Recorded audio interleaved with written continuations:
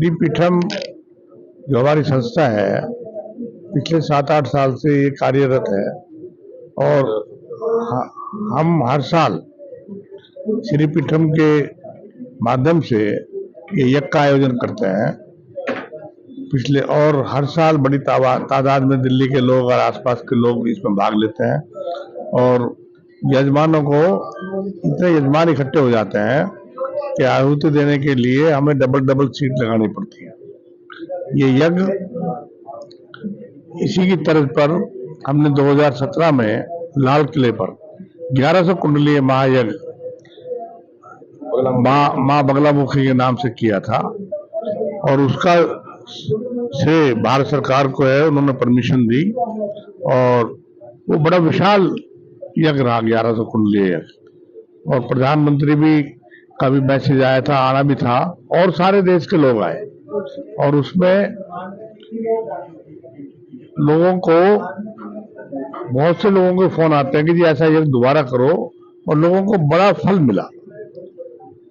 खुद प्रधानमंत्री जी ये बात अनाउंस करने की नहीं होती, उस यज्ञ के माध्यम से मां बगलामुखी से प्रार्थना की गई थी कि देश धार्मिक प्रवृत्ति का बने और इसमें जैसे प्रधानमंत्री नरेंद्र मोदी जी ने काम किए हैं इस तरह इस बार इनको और मौका दिया जाए और दोबारा प्रधानमंत्री बने।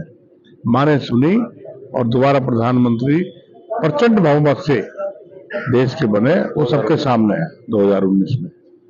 और उसके बाद भी हम हर साल, पिछले साल हमने गुजरावाला टाउन में किया, यहाँ पे किया, बोलो टाउन में किया, और इस बार भी ये यज्ञ आप देखेंगे, जरूर आइए। मेरी आपसे आग्रह है, विनती है कि इस यज्ञ में आप जरूर पधारें, जिससे आपको पता लगे और आप जितने भी सगे संबंधी सबको कहें। और ये यज्ञ एक पवित्र चीज होती है।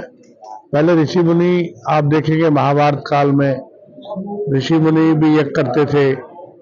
भगवान राम आए, राक्षसों का वध किया, उनका यज्ञ को नष्ट कर देते थे। तो उसी परंपरा के लेकर आज ये यज्ञ का महत्व बहुत है और इस यज्ञ के माध्यम से आप देखेंगे कि मौसम संतुष्ट होता है, वातावरण ठीक होता है, घर गृहस्थी ठीक होती है, बच्चों में संस्कार पैदा होते हैं। बच्चों को पता नहीं होता कि यज्ञ की महिमा क्या है। तो अगर हम ये चीजें धार्मिक दृष्टि से भी देखें और संस्कारिक दृष्टि से भी देखें और इससे पर्यावरण भी का माहौल ठीक होता है।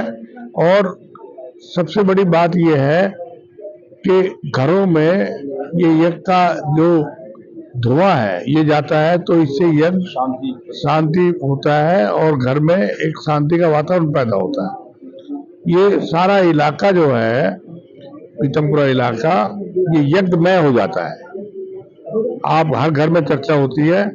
तो यज्ञ की महिमा जब से सृष्टि बनी है, मेरे हिसाब से जब से सृष्टि बनी है यज्ञ होते रहे हैं। ऋषि मुनियों ने कराया, राजाओं ने कराया, पब्लिक ने कराया, जनता ने कराया, और आज भी किसी किसी के माध्यम से यज्ञ घर में करते हैं। आर्य समाज में देखिए आप, हर इतवार को यज्ञ होता है हर घर में।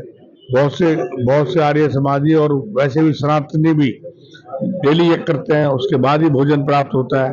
तो ये यज्ञ की महिमा है। हम श्री पीठम के माध्यम से ये यज्ञ का आयोजन करते हैं और इन्हीं भावनाओं के साथ आप सब लोग आमंत्रित हैं। और आप देखें यज्ञ की महिमा, और आपको पता होगा, आप पत्रकार हैं, आप सब जानते हैं कि यज्ञ की महिमा हमारे भारत में हर प्रदेश में, ये नहीं कि हरियाणा या उत्तर प्रदेश या उत्तरी भारत में ही है। आप साउथ में जाइए, वहां तो इससे भी बड़े बड़े यज्ञ होते हैं। साउथ में मंदिर देखिए आप, मंदिर का एक एक गुरुद्वारा 400 फीट का होता है। इतने विशाल मंदिर बने हुए हैं। और आज से नहीं, पिछले 10,000 सालों से, 5,000 सालों से, 2,000 सालों से, जब से सृष्टि का निर्माण हुआ है, आप बड़े बड़े मंदिर का निर्माण हुआ है।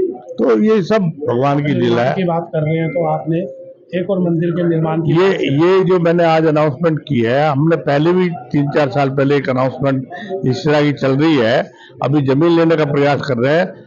चांस की बात है, या ये कह लो कि जमीन का 1-2 कलेक्शन हुआ था, लेकिन उसमें दिल्ली गवर्नमेंट के हिसाब से नक्शे पास नहीं हो सकते थे। बिगड़ नक्शे धार्मिक का कोई काम नहीं करना चाहिए। धार्मिक संस्था है, सारे देश की संस्था है, तो इसमें जरा भी कोई मान लो थोड़ी सी भी कमी रह जाती है, त्रुटि रह जाती है, तो उसमें नुकसानदेह बन जाता है और समाज को जवाब देना भारी पड़ जाता है। इसी वजह से नियम प्रयासरत है कि वहाँ जमीन लेके और माँ लक्ष्मी जी की बड़ी मूर्ति का निर्माण होगा और ये मूर्ति का एक बहुत बड़ी धार्मिक शक्ति है जिन्होंने हमें प्रदान की है 108 किलो सोने की मूर्ति। तो वो जब भी हमें जरूरत होगी तो मूर्ति वहां से आई जाएगी और इसमें पधारी जाएगी। धन्यवाद।